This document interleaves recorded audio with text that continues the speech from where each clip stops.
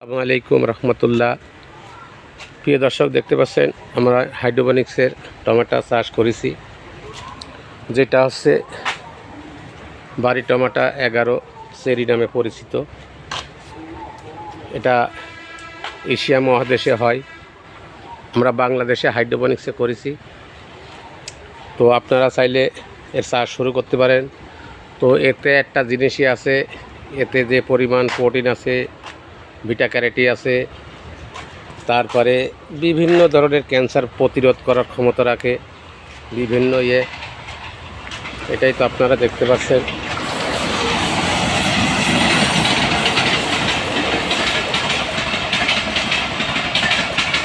তো ভিডিওটা like share comment করে দেবেন। আসসালামু আলাইকুম রহমতুল্লাহি ওয়া বারাকাতু। দেখেন আসলে আঙুর কি হবে, আঙুরের থেকে বেশি এর ফলন। দেখেন অবস্থা, মাশাআল্লাহ, এক এক থলি কত ধরন দেখেন। তো ভিডিওটা ভালো লাগলে লাইক শেয়ার কমেন্ট করবেন। আসসালামু আলাইকুম রহমতুল্লাহি ওয়া বারাকাতুহু।